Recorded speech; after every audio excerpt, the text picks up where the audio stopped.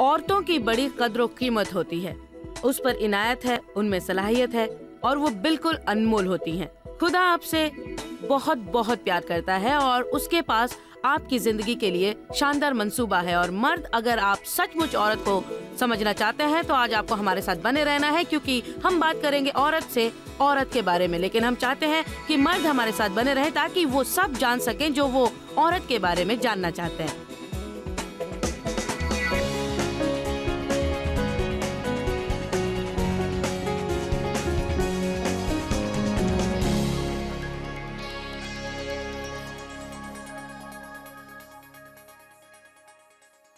Programme में आपका खैर मकदम है। आज मैं नाजरीन से चंद सवालों के जवाब चाहूंगी उन चुनौतियों के बारे में जिनका सामना खासकर औरतों को करना पड़ता है। हम बात करेंगे उन चीजों की जिन पर लोगों ने काबू पा लिया है और कुछ उन चीजों की जिन पर उन्हें काबू पाने की जरूरत है। और मुझे उम्मीद है इससे हमारे बहुत से मर्द नाजरीन को भी मदद मिलेगी, क्योंकि एक चीज जो मर्द ठीक से नहीं करते वो ये कि औरत को नहीं समझ पाते हैं। जिंजर स्टाके हमारे सीनियर प्रोड्यूसर आज मेरे साथ यहाँ हैं इस छोटे से सवाल जवाब के सेशन में मेरी मदद करने के लिए। मेरे ख्याल में औरत को औरत के बारे में कभी कभी बात करनी चाहिए, क्योंकि औरत ही दूसरी औरत को समझ सकती है और हमें औरत से दोस्ती करनी चाहिए, हमें दोस्ताना साथ रखना चाहिए। मैंने एक किताब लिखी है जिसका उन्वान है वुमेन टू वुमेन, और ये मेरे दिल से निकली हुई आवाज है औरतों के लिए, मर्द को नजरअंदाज नहीं करते हुए, क्योंकि हम हमारे तमाम मर्द नाजरीन की बहुत कद्र करते हैं। और मैं जानती हूँ कि आज बहुत से मर्द मेरे पैगामात का लुत्फ उठाते हैं और उससे बहुत कुछ हासिल करते हैं। लेकिन मेरे ख्याल में चूंकि मैं औरत हूँ, इसलिए कभी कभी मेरे लिए ये अच्छा रहेगा कि मर्द मुझे बताएं कि मर्द क्या चाहते हैं। और मेरे ख्याल में मर्दों के लिए अच्छा है कि औरत को सुने कि औरत क्या चाहती है, क्योंकि हम बहुत मुख्तलिफ हैं, इसलिए कभी कभी हम एक दूसरे को हाँ। समझ नहीं पाते। मैं आज अपने नाजरीन की मदद करना चाहूंगी कि उनकी समझ बूझ बढ़े और महसूस करें कि उनकी तबलीग हुई। तो आज हम किस तरह के सवालों के जवाब देंगे? तो यहाँ एक सवाल है और इस तरह के सवालात कई बार पूछे जा चुके हैं, बहुत से लोगों ने पूछा है, पर ये खास कर 2 औरतों की तरफ से आया है जो नव ईसाई हैं और वो मिनिस्ट्री शुरू करने के लिए बेचैन है। इसलिए वो पूछ रही हैं कि आपकी क्या राय है औरत का मिनिस्ट्री में आने के बारे में। सबसे पहले तो बहुत से लोग मुझसे पूछते हैं कि मैं खुद की मिनिस्ट्री कैसे शुरू कर सकता हूँ। और पहली बात जो मुझे उन्हें कहनी पड़ती है कि हकीकत में ये सच है कि आप अपनी मिनिस्ट्री शुरू नहीं कर सकते। ये वो है जो खुदा आपसे करने को कहता है, जिसके लिए वो आपको काबिलियत देता है, सलाहियत और इख्तियार देता है। और हकीकत में खुदा को हमारे लिए दरवाजे खोलने चाहिए। मैंने दोनों किया है। मैंने वक्त से पहले टीवी पर जाने की कोशिश की, और बाज़ औक़ात जब खुदा आपके दिल में कुछ डालता है तो हम कुछ महसूस करते हैं, पर हमें पता नहीं होता कि सही वक्त कौन सा है और हम वक्त से पहले आगे बढ़ते हैं। मैंने खुदा के कहने के दो साल पहले ही टीवी पर जाने की कोशिश की, पर मैं कामयाब नहीं हो पाई। जब मैंने सन 1976 में बाइबल पढ़ाना शुरू किया तो हकीकतन खुदा ने मेरे दिल में डाला कि मुझे बाइबल पढ़ाना शुरू करना है। मुझे पता नहीं था कि ये मैं कैसे करूं, कैसे मैं बाइबल पढ़ाना शुरू करूं। मुझे पता नहीं था कि कहाँ से शुरू करूं, पर मेरे पास बोलने की बेइंतहा सलाहियत थी। अब मेरे ख्याल में ये अगर किसी के दिल में है, एक बात जो मैं लोगों से हमेशा कहती हूँ कि अगर आपको यकीन है कि यह आपका ख्याल नहीं बल्कि खुदा आपसे कुछ करने के लिए कह रहा है, तो मेरी सलाह है कि ईमान का छोटा सा कदम बढ़ाकर कुछ करने की कोशिश जरूर करें, आगे बढ़कर पता लगाएं। मसलन पहला काम जो मैंने किया वो ये कि दर्जन भर लोगों को जुड़ने के लिए कहा। शुक्र खुदा का, सबने हाँ कहा। ये एक अच्छी अलामत थी। हाँ, बिल्कुल। हाँ, क्योंकि अगर मैंने 12 लोगों को बुलाया था और एक भी तैयार ना होता तो मेरे लिए ये इशारा होता कि शायद मैं खुदा की मर्जी के खिलाफ कर रही हूँ या उसके वक्त से पहले। इसलिए मेरे ख्याल में एक छोटा सा कदम ले लें। अगर आपको फल नजर आए, अगर वो कारगर है, तो दूसरा कदम आगे बढ़ाएं। और याद रखें कि जो भी तामीर होता है उसकी बुनियाद मजबूत हो और सब कुछ खुदा से शुरू होना चाहिए और खुदा के साथ ही बड़ा होना चाहिए। मुझे उम्मीद है कि इससे मदद मिलेगी। ये अच्छी बात कही, मुझे पसंद आया जो आपने कहा कि खुदा के वक्त पर होना चाहिए, क्योंकि बाज़ औक़ात कुछ चीज़ें सही नहीं होती क्योंकि उनके करने का वक्त सही नहीं होता। इसका मतलब वे नहीं होता कि आप नाकाम हो गए हैं। इसका ये मतलब हो सकता है कि खुदा आपसे मजीद फरमा बरदारी चाहता है, पर वक्त सही नहीं था। ठीक है, चलिए हम यहाँ बात मान जाते हैं। हम उस लड़की को कुछ कहेंगे जिसके बारे में कई लोग जानना चाहते हैं। उसने पूछा है, मैं ईसाई हूँ और मैं हाल ही में तलाकशुदा हुई हूँ। मेरे हस्बैंड भी ईसाई थे, वो बेवफा निकला। मैं बहुत बहुरमती महसूस करती हूँ और मुझे पता है कि बाइबल मुझसे कहती है कि मैं माफ कर दूँ, लेकिन पर ये बहुत मुश्किल लग रहा है। अब मैं क्या करूँ? आप बताइए कि मैं क्या करूँ। मेरे ख्याल में माफ़ी के बारे में बहुत गलत तस्वुर है, और ये मेरी इतने बरसों की मिनिस्ट्री में मुझे हाल ही में ये बात देखने में आती है। खुदा हमें माफ़ करने इसलिए नहीं कहता कि जिस शख्स ने हमें दुख दिया उसकी हम बिल्कुल। मदद करें। वो हमें माफ़ करने कहता है क्योंकि ये हमारे लिए अच्छा है। इसलिए मेरे पास ये कहने का एक नया अंदाज है, अपनी मदद करें माफ़ करके। उसने कहा कि वो उसे माफ़ करना नहीं चाहती, लेकिन माफ़ ना करने से उसको कोई तकलीफ नहीं हो रही है। इससे सिर्फ उस लड़की को तकलीफ हो रही है और उसे दुख पहुंचा रहा है। ये उसके जहन पर छाया हुआ है और ये उसके रवैये में भी है।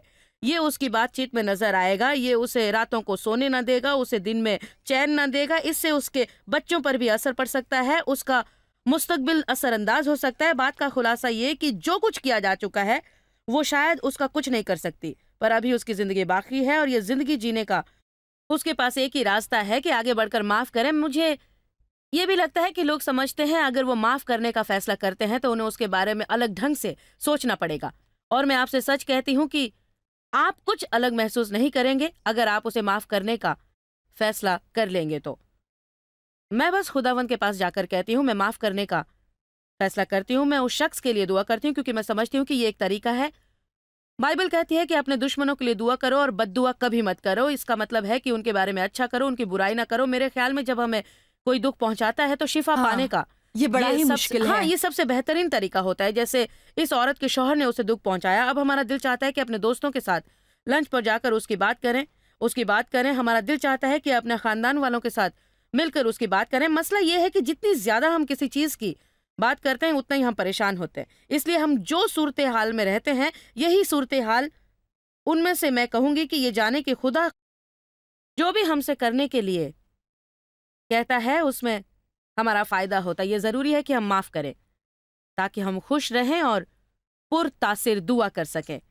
हम चाहते हैं कि खुदा दूसरे लोगों पर रहमत नाजिल करे, इल्म और दानाई की और जो उन्होंने किया उससे पाएं, क्योंकि हकीकत यह है कि दुखी लोग दूसरों को सिर्फ दुख देते हैं और किसी से नफरत करने से आपके हालात में फर्क नहीं आने वाला है। सही है। और एक बार हम फैसला कर लेते हैं तो खुदा हमारी मदद करता है उन चीजों को करने में जो हमने सोचा भी ना था कि मुमकिन होगा। इससे एक और अच्छा सवाल उभर कर आता है मेरे ख्याल में। इस सूरत हाल में उलझे लोगों की एक मुश्किल ये है कि हम चाहते हैं कि हमें समझा जाए। हम चाहते हैं कि लोग हमारे दुखों को समझे और हम जाने कि हमें कितनी तकलीफ पहुंची। औरत होने के नाते हमारे लिए बहुत जरूरी है कि हमें समझा जाए। इसके लिए हम क्या करें? हम इस जरूरत को कैसे पूरा करें? ये बहुत ही अहम जरूरत है, खास करके किसी भी औरत के लिए। मैं ये नहीं कहती कि मर्दों को इसकी ज़रूरत नहीं, लेकिन मैं समझती हूँ कि औरतों को इसकी ज़्यादा ज़रूरत है मर्दों के मुकाबले में।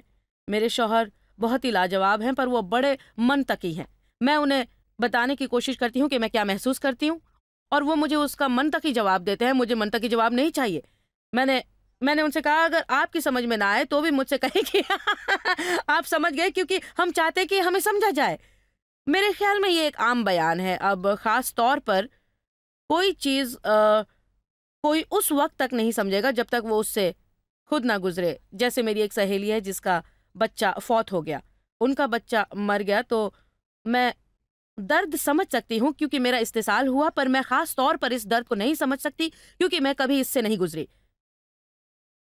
इसलिए जब मैं ऐसे लोगों से मिलती हूँ जिनके बच्चे मर गए हैं और वो कुछ मदद चाहते हैं, तो कभी कभार मैं अपनी उस सहेली को बुलाती हूँ जो इस दर्द से गुजरी है, इस शख्स को समझाने के लिए। इसलिए मैं समझती हूँ कि सबसे पहले तो अगर आप चाहती हैं कि कोई आपको समझे, अगर ये किसी मखसूस चीज़ के बारे में है, तो अगर आप किसी ऐसे को तलाश करें जो जानता है कि आप क्या महसूस करते हैं, तो यही रहेगा। लेकिन अच्छी खबर यह है कि अगर हमें इस दुनिया में एक भी शख्स ऐसा नहीं मिलता जो हमें समझे या हमें समझने में परेशान हो, हमें समझने में वक्त लगाता है, तो इब्रानियों 4:15 एक ज़बरदस्त सहीफ़ा है जिसमें कहा गया है कि हमारा एक सरदार काहिन है जो हमारी कमजोरियों और नापायदारियों को समझता है। मूसा ने कहा, अमाल में ये दर्ज है कि वो उम्मीद करते थे कि उनके भाई ये समझें कि खुदा ने उन्हें निजात बख्शने को कहा है, पर वो नहीं समझ पाए। ये ऐसा ही है कि हम चाहते हैं कि लोग हमें समझें कि हमारी जिंदगी की क्या जिम्मेदारी है, और हम चाहते हैं कि वो हमारे मकसद को समझें। हम चाहते हैं कि वो समझें कि हम पर क्या गुजर रही है। पर हकीकत ये है कि अक्सर औकात हम ये सोचकर मुतमईन हो जाते हैं कि खुदा हमें समझता है और वो हमारा सबसे अच्छा दोस्त है। लेकिन उन मर्दों के लिए जो आज हमें देख रहे हैं, एक मामूली सी सलाह है। अगर आप ये तक नहीं समझ पाते कि औरत जो आपसे कह रही है कि वो किस चीज से गुजर रही है, मेरा मतलब वो आदमी क्या समझेगा कि हार्मोन ये हाँ, जानना तो बड़ी बात है। हार्मोन क्या चीज होती है। मेरी बहू हामला है और पिछली रात को मेरे बेटे ने कहा कि 2 हफ्ते पहले इसका बदतमीजी हफ्ता था, पिछला हफ्ता इसका जज्बाती हफ्ता था। अब मैं इंतजार में हूँ कि ये हफ्ता कैसा होता है। हम सब वहां पर मौजूद थे और हम उसकी इस बात पर हंस रहे थे कि उस बदतमीजी के लिए मैं माजरत ख्वाह हूँ। उसने ऐसा कहा। आप नहीं समझ सकते इन हार्मोन्स के बारे में जो इधर उधर हो रहे हैं, और वो नहीं समझते, बस वो उसे समझ नहीं पाते। कभी कभी हम खुद भी नहीं तो फिर समझ कैसे पाते। समझाया आपने? हाँ, पर आपके घर में आप बहुत से तनाव से बच जाएंगे अगर आप अपनी बीवी के गले में बाहें डालकर सिर्फ इतना कहें कि जानम मैं समझता हूँ। अगर आप हकीकत में उसे नहीं समझ पा रहे हैं तो ईमान के वसीले से समझिए, क्योंकि औरतों को ये सुनना बहुत पसंद होता है। ये बहुत अच्छी सलाह है। दोबारा हाँ, कहती बिल्कुल। उसके गले में बाहें डालकर सिर्फ हाँ इतना बिल्कुल। मुझे कहें। उम्मीद है कि प्रोग्राम के इस मैं हिस्से समझता हूँ, इस हफ्ते इसे आजमाइए। प्रोग्राम के इस हिस्से का आपने लुत्फ उठाया होगा, और प्रोग्राम के दूसरे हिस्से में भी हमारे पास लाजवाब सवालात हैं जिसका आप लुत्फ उठाएंगे। मुझे अब तक पता नहीं वो क्या है, क्योंकि ये लोग मुझसे बरजस्ता पूछते हैं, पर मैं जानती हूँ कि वो अच्छे सवाल होंगे और मेरा ईमान है कि ईमान के सहारे में अच्छे जवाब भी दूंगी। इसलिए हमारे साथ बने रहें और हम फौरन ही वापस लौटेंगे।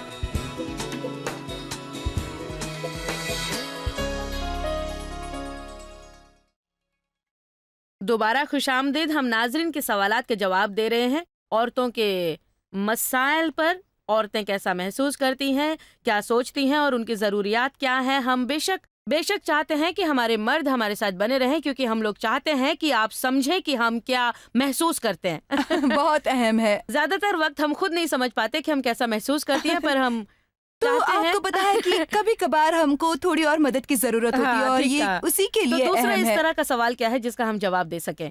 ये एक और दूसरा सचमुच अच्छा सवाल है जिसमें मैं समझती हूँ कि बहुत सी औरतों का भी किसी न किसी तरह नाता होगा। पूछा गया है, मैं कई बरसों से जॉर्ज को सुन रही हूँ और हाल ही में मुझे उकाबी ईसाई और डरपोक ईसाई में फर्क को समझाया गया। मैं एक उकाबी ईसाई बनना चाहती हूँ, पर मुझे और दूसरी ऐसी औरत नहीं मिली जो ऐसा महसूस करती हो। मेरे ख्याल में अहम बात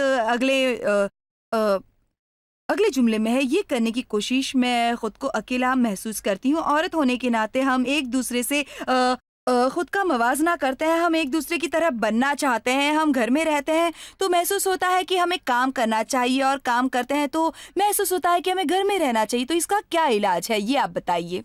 सबसे पहले तो मैं ये कहना चाहती हूँ कि कितनी बार आपने महसूस किया।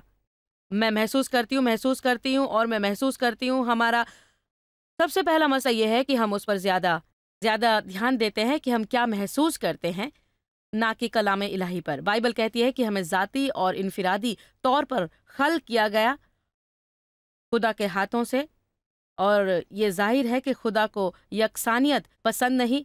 इसलिए हम सबको समझना चाहिए कि हम किसी और की तरह बिल्कुल नहीं हो सकते। उकाबी ईसाई पर जो मेरा दर्स था वो ईसाइया 40 पर मबनी है। वो जो खुदावन का इंतजार करते हैं असर नव तवनाई पाएंगे और उकाबों की मानिंद बालों पर से परवाज करेंगे। मैंने उसमें कहा था कि हम मुर्गी या बन मुर्गा या गिद्ध या कौवा बने, बल्कि वो चाहता है कि हम उकाब बने, जिसका हकीकी मतलब है इरादे के पक्के, पुरजोश और हर चीज में बढ़ चढ़ कर।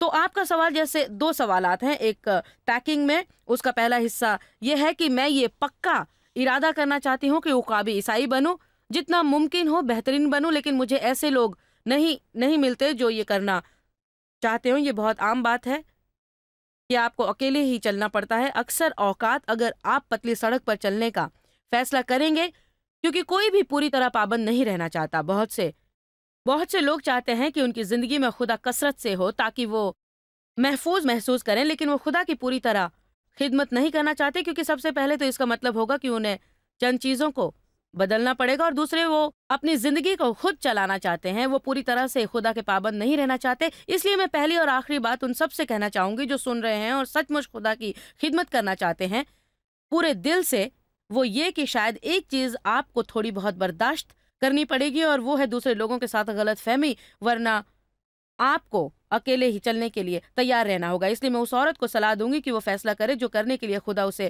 कह रहा है, क्योंकि सच ये है कि जब हम खुदा के सामने खड़े होंगे तो हम किसी और की जिंदगी का हिसाब नहीं देंगे, बल्कि सिर्फ अपनी। रोमियो 14:12 में है कि हम सबको खुदा के सामने खड़े होकर अपनी जिंदगी का हिसाब देना है। सवाल का दूसरा हिस्सा यह है कि हमारा ऐसा रुझान क्यों होता है कि सोचते रहें कि हम जो हैं वो बिल्कुल सही नहीं है।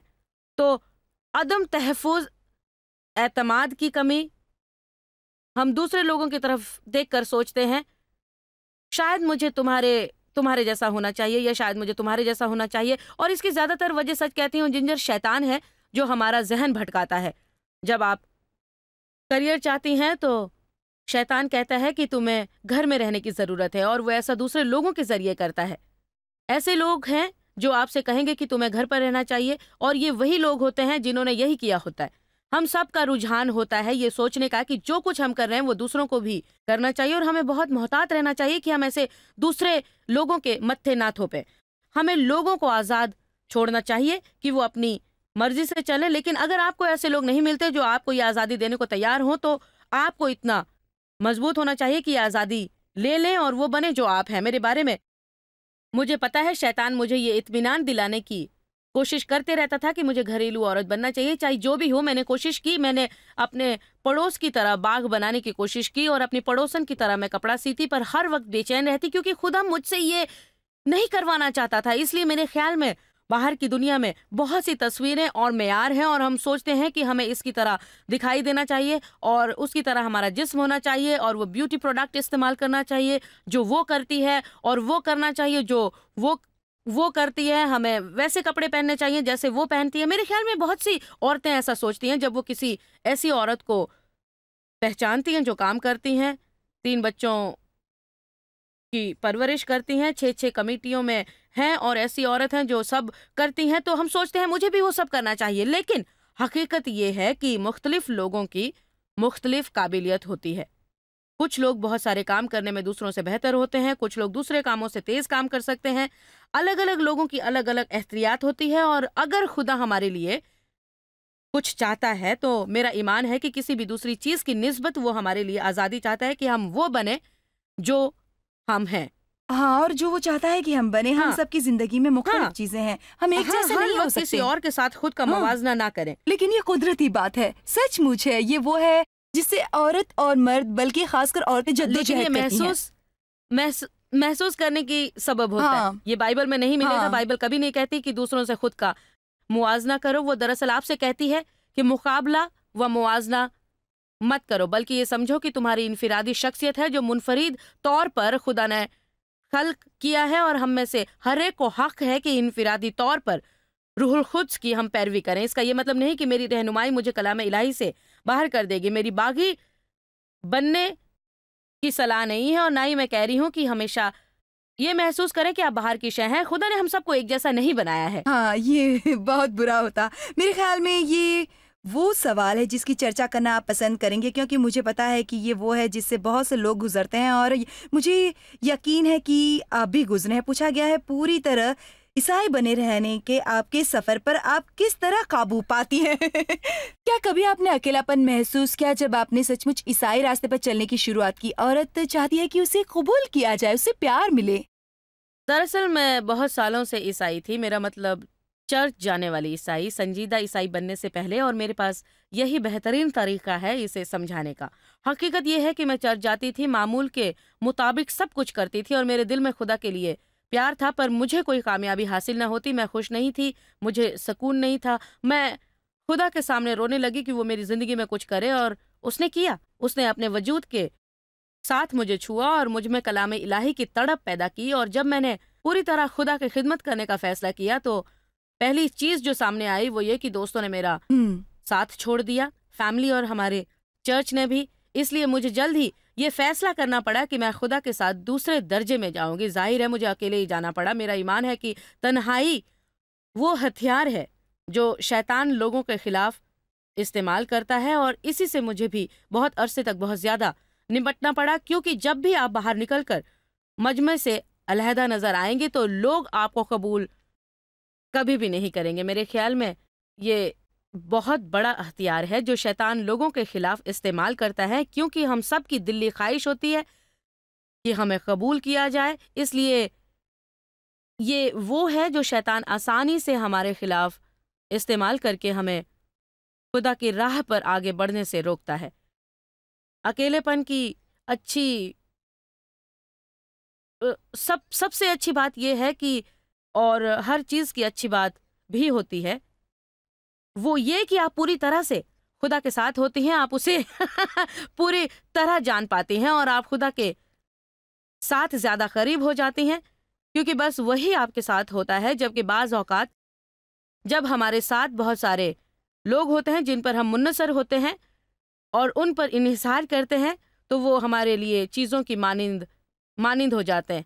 एक सहीफ़ा मेरे ख्याल में शायद ईसाइया 2:22 और ईसाइया 3:1, उसमें कहा गया है खुदा चीज़ों को हमारी ज़िंदगी से दूर करेगा। मेरे ख्याल में ये सचमुच होता है। मेरे ख्याल में बाज़ औक़ात हमें मसीह में अपनी जड़ें मजबूत करनी होती हैं और हमें उसके प्यार में जड़ें मजबूत करनी होती हैं, पर अगर हमारे पास मदद के लिए दूसरी चीज़ें होंगी तो बाज़ औक़ात हमारी समझ में नहीं आता कि ये कैसे करें। मेरे ख्याल में हमें बस खुदा पर भरोसा करना है, और अगर उसके साथ अगर हम तन्हाई सफ़र कर रहे हैं तो ऐसा हमेशा नहीं होगा। खुदा आपको दोस्त अता करेगा, पर सचमुच सच्चे दोस्त देगा।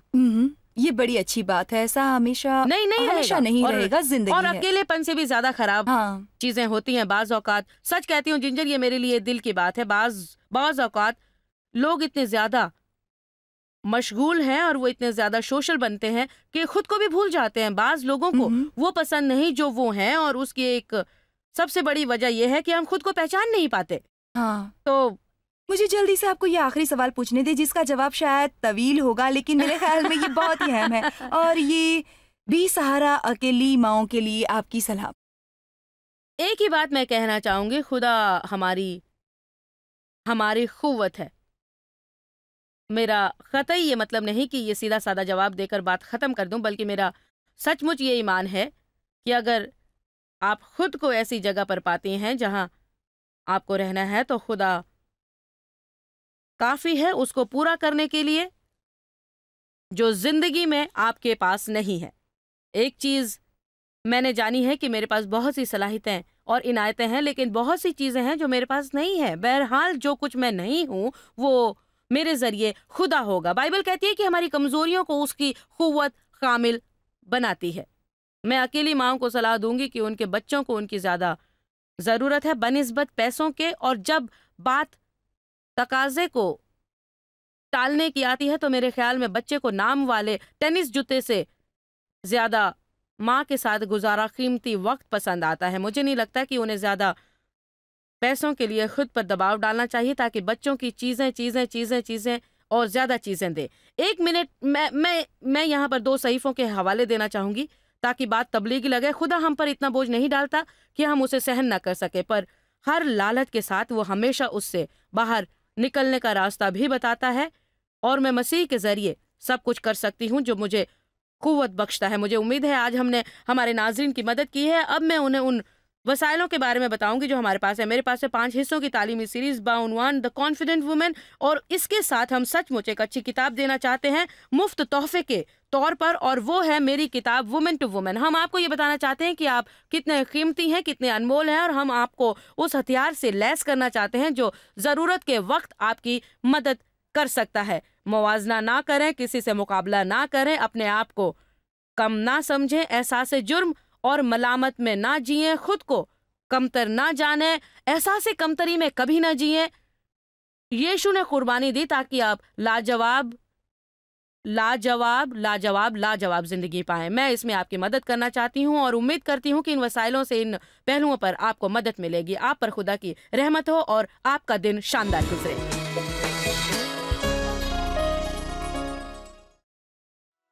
जॉय स्माइल मिनिस्ट्री आपकी उम्मीदों से ज्यादा है। आपके लिए, आप सबका यहाँ आने के लिए शुक्रिया, और शुक्रिया उन दोस्तों और वालिदैन का जिन्होंने इसे दुनिया भर में फैलाया। हम सब भूखे को खाना खिलाते हैं, गरीब को कपड़ा देते हैं और इस तरह मुल्क की खिदमत करते हैं। आप joysmire.org पर विजिट करें और अपनी इब्तिदाई इबादत हमारे साथ बांटें। देखिए जॉयस के अजीम बयान और हमारे साथ शामिल हो जाइए यीशु की मोहब्बत भरी दुनिया में।